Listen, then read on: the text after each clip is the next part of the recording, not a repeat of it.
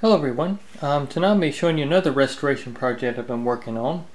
And this is another part of Gary Campbell's Moog collection here. This is a Multimoog for anybody that don't know what they're looking at. And a very nice Multimoog at that. This is actually a new old stock unit in my opinion. After looking at it and restoring it, it's very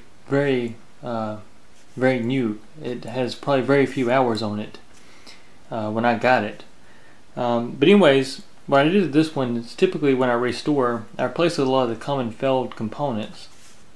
And this one being new old stock and not having much use, basically all I did was replace electrolytic capacitors, tantalum capacitors, a few of the tantalum capacitors in places I know they're kind of get weak at. And the only reason I replace electrolytic capacitors is because they only have a lifespan of like 10 years.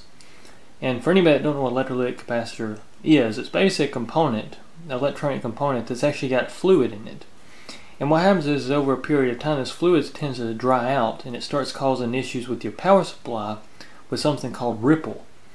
Which ripple is basically an effect from AC getting on DC lines, which in a synthesizer case like this, everything's powered by a direct current voltage. And when your capacitors go bad, what happens is the circuits that actually convert AC to DC, these capacitors have a big part in actually smoothing out the pulsating DC signal, which pulsating DC is actually what happens when after the AC's pass through diodes, and it chops basically separates the sine wave from the AC into two parts. You have a positive and a negative. And basically, these caps work to actually smooth out those pulse in positive and negative, and actually smooth them out so you have a unregulated positive and unregulated negative DC voltage. And then they go through regulators where they're actually cleaned up and actually cap at a certain voltage. But what happens is when you have ripple, it causes those regulators to run. They don't know really what to do. And so it can actually cause surging, it can cause all kind of problems.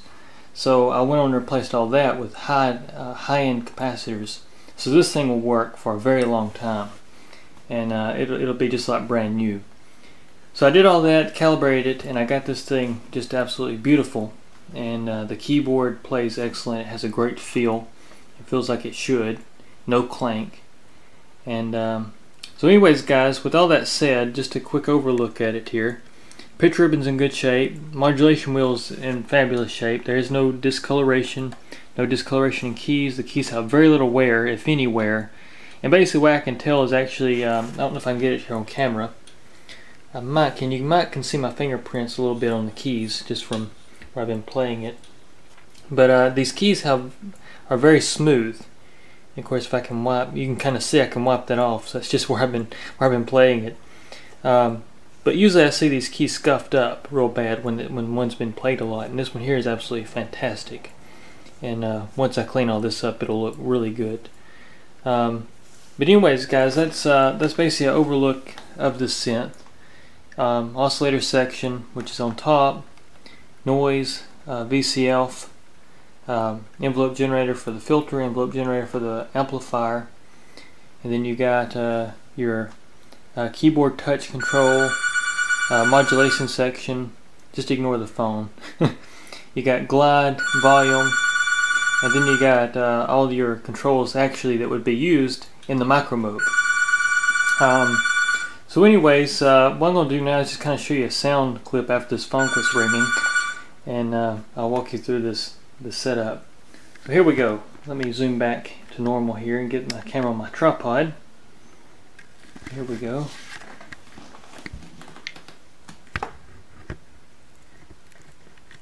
Make sure this looks good. Alright. And now anyways guys, what I'm going to do is walk you through the oscillators.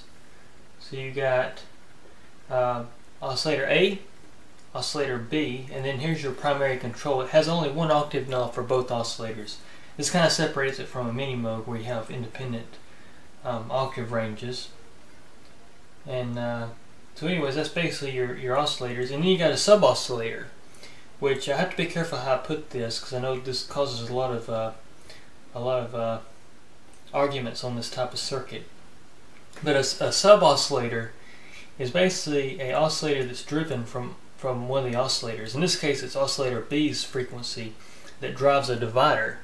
And this divider, basically, it oscillates at a different frequency. It divides, basically. And so it is actually a true oscillator because it generates an oscillation. It's not a true oscillator in the sense it's not voltage controlled, and it only generates a square wave only, so you don't have any wave shaping. But it is an oscillator because it generates oscillations. So you get something like this. So we'll start here with just one oscillator. Let me set the filter open here so you can hear. Turn it down. So anyways, this is just your oscillator B, which is the same thing that's in the this is basically your micro Moog circuit board here. This is a Multimoog's expansion of a micro Moog. So anyways, what you got is you got your wave shaping. Let me open up the VCA envelope generator. The pulse wave. There's about a square wave right there. Then it goes to kind of a rough sawtooth. And then back into a pulse. But anyways, you got that into your sub-oscillator, which this is where you can really hear the sub-oscillator. You can make it either louder than the actual oscillator, or kind of mix it.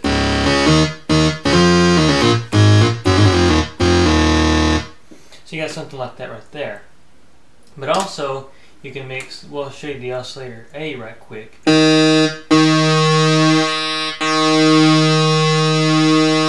You got the same thing, wave shaping. You can actually detune oscillator 1.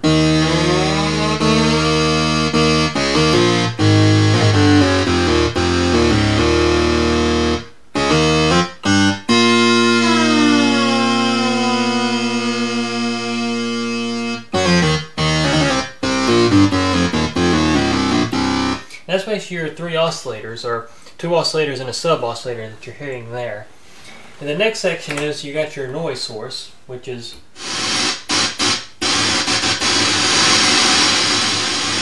just basically noise, which is very impressive when you start mixing it.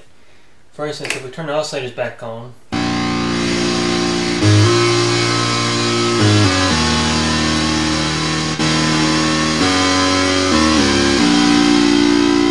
tone it down just a bit so you got the mixture of oscillators and noise.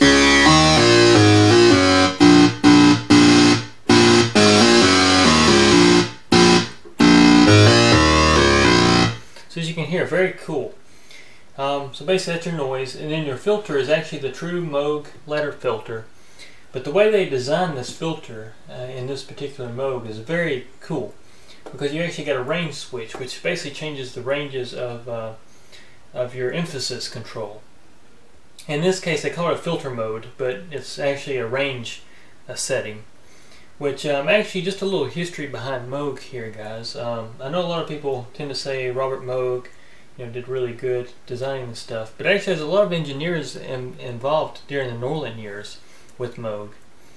And one of the engineers was actually Jim Scott, who actually did a lot of designs on the particular Multimoog, and he actually had a lot of engineering input on a lot of the Norland day Moogs. Him and Dave Luce, which was the Polymoog, and you had several people. But Jim Scott, he was, from my understanding, one of the big people that had a lot to do with the design of the micro, multi. I'm not sure if he had any input on in the Moog source. I know him and Tom Ria were 2 really big guys, and so really cool stuff. And if you ever read a Moog owner's manual from the 70s, you've probably seen Tom Ria's name. He actually wrote a lot of the owner's manuals, and he was very good at explaining things in a way that most normal people could understand it. But anyways, just a little history for you there. Back to synthesizers, I got carried away there. You got your filter section, which basically sounds really good. You got, as you can hear, what's cool about it is you can hear that's not really a real good self-oscillation. It's there, and we can actually cut off the envelope generator so you can... But this is where the switch here comes in the filter mode. We can actually, right now we're in normal, we can go to full, and you'll hear a different range amount of that, of the emphasis.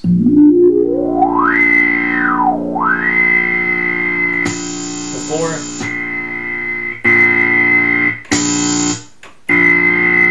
and then you got full, or you actually, well, that's full right now. You got tone, which tone is basically exactly what it does. It makes this thing self-oscillate to a very high percentage.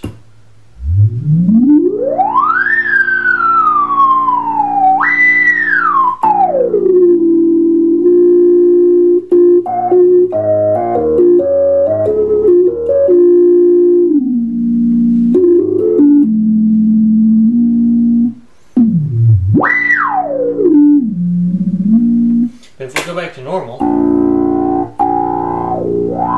there's something else that's really cool about this filter, and that is that you have actually LFM, frequency modulation, that can be introduced into the filter circuit. And this is a really cool effect that's very common, but in this particular sense it's very cool sounding. If you've ever heard Rush, the song Tom Sawyer, this is pretty much what the trick was on the Mini Moog.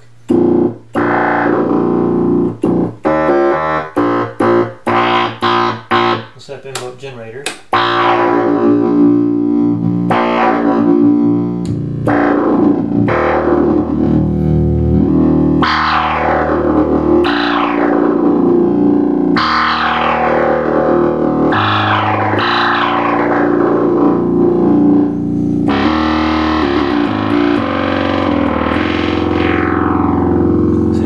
Very cool sounds, just absolutely fantastic power. And so anyways, you got that, and then you got the strong signal, which is, we'll go back here.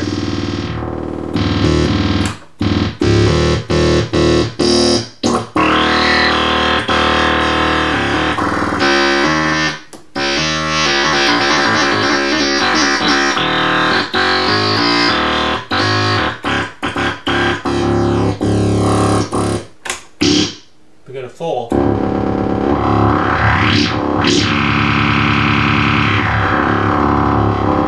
And as you will notice in full that your emphasis knob has very little control, as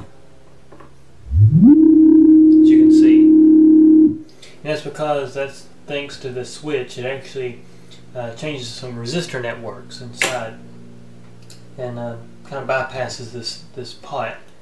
So anyways, you got that. That's basically your filter. There's some other really cool things about the Multimoog. It's very impressive. And of course, one of them is this right here. You got aftertouch control, which is a pressure bar, which in this sense actually adjusted to be very well ranged. So the player has a lot better control than what it was when I got it.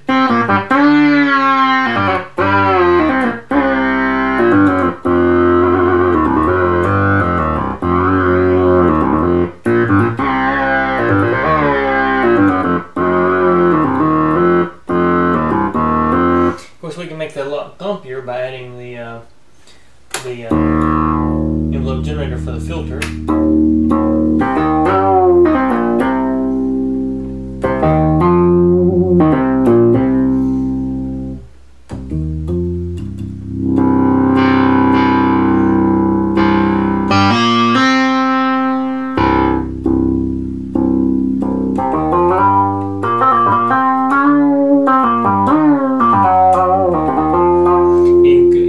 The range of this pressure bar.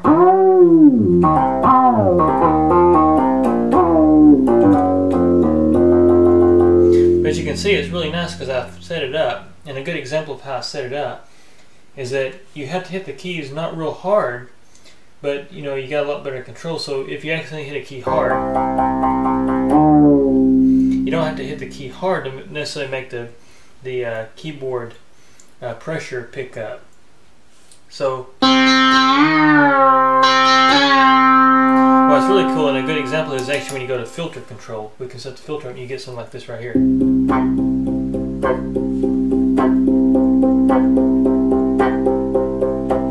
you can see, I'm just making a pattern just by how I hit the key.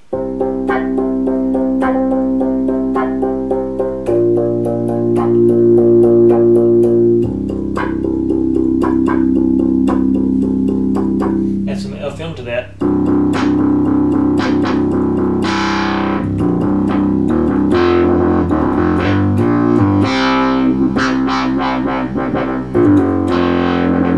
That's stronger.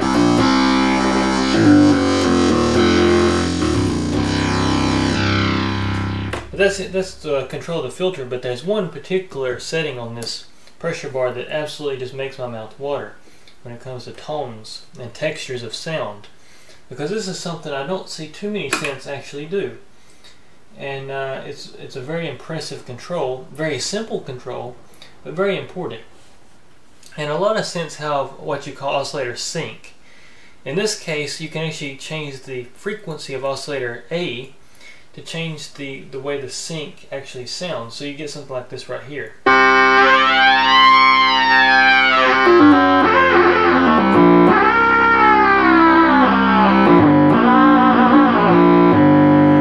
If we go down an octave, you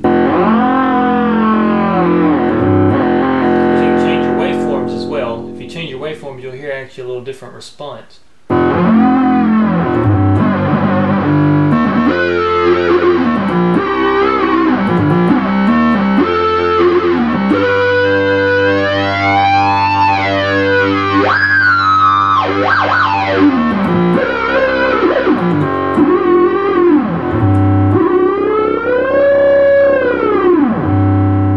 So very cool, and it's actually a very nice sound too when you actually make a slow attack for the filter and envelope, and we'll actually set the filter up a little different. But anything real slow and add this to it, it just gets really nice. We'll go up a few octaves to get something like this right here.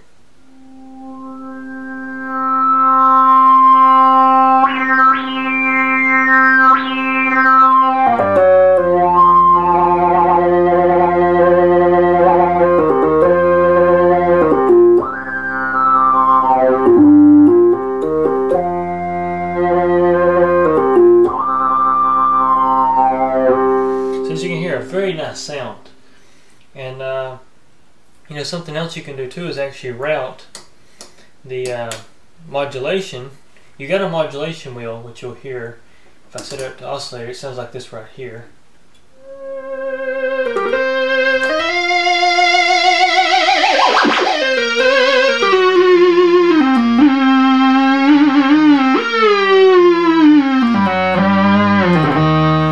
What's cool is you can actually use it in conjunction with your pressure bar, so you can do some really cool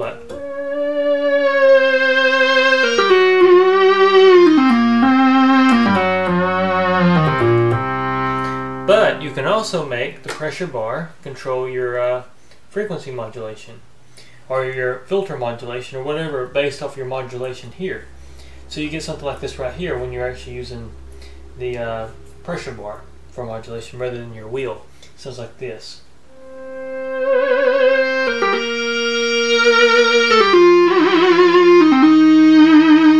Next, you can adjust the range of this too using this knob here.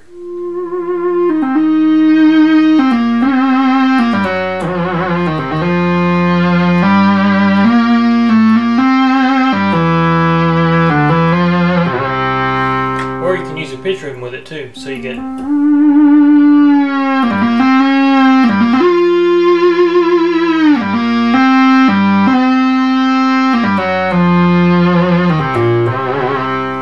also make your oscillator, you can only make one oscillator modulate.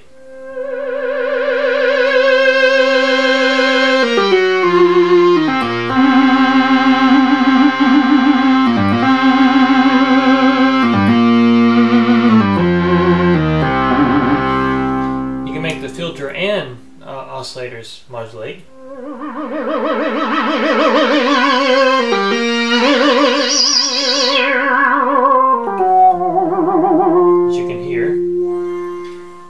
Make just your filter modulate.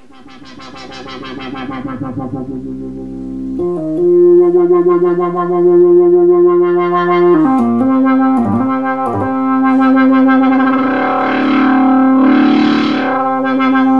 can actually change the wave shape of that modulation as well.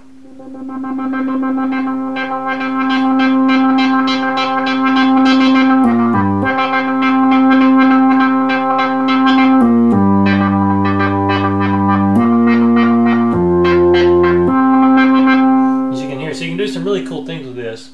And also Oscillator Sync as well.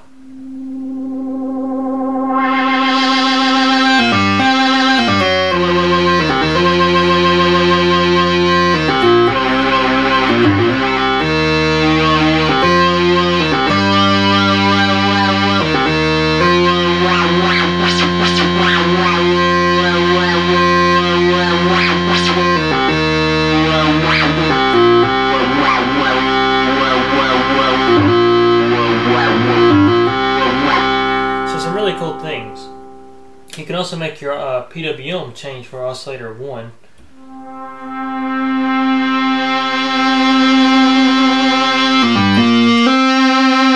you can hear, really nice effect, especially when you add a little filtering.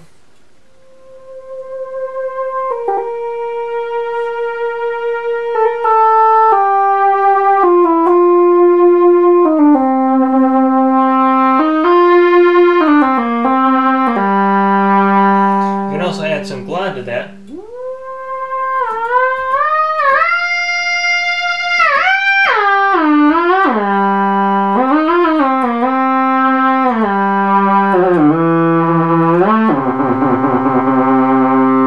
So anyways, that's your basic keyboard touch bar, and you can do the same thing with bend, which is basically just where it's going to bend notes. So basically you're just bending that CV voltage.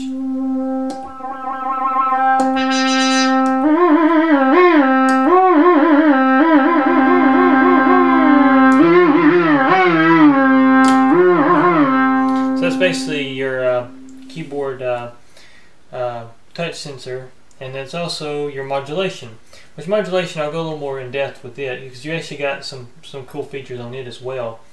You got sample and hold, which is self-trigger. And actually, if we set this up, and basically what I'm doing here, guys, I'm changing actually the way the release works on the envelope generator. So.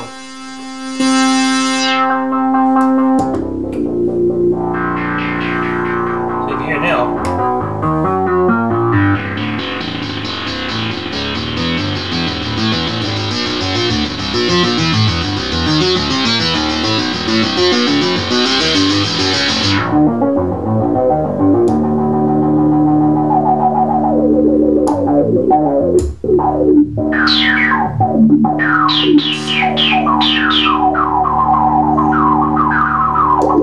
And that's basically it, modulating the, or it's actually sampling and hold. Sample and hold with the self trigger for the filter.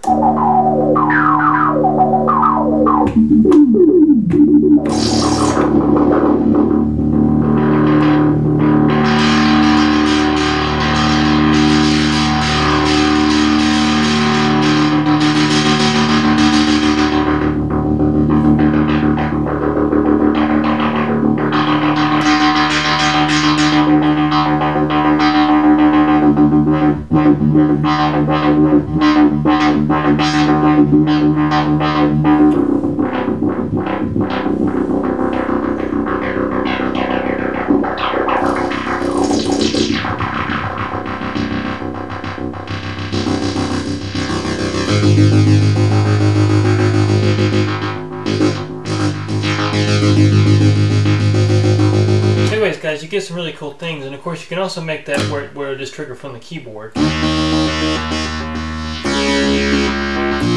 So it's not going to be in a self-trigger mode anymore. But anyways, that's the overview of the Multimoog, and of course you got some other controls here I should mention as well before I go on. We'll set the filter back up normal. You got your pitch ribbon, which you can actually make work with both oscillators, or you can make it work with just one oscillator, which is really cool.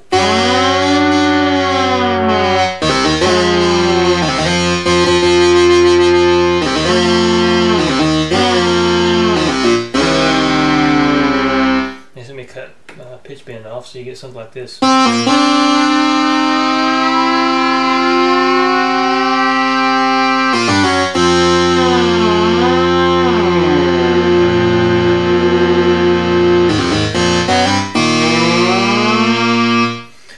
here you can actually make it work with either 2 oscillators or 1 oscillator, and you also got a ribbon output, so you can actually use this thing as a controller, as well as a pressure bar output and a pressure bar input for external modulations, which I've also got a video on as well, which is going to be posted right after this one.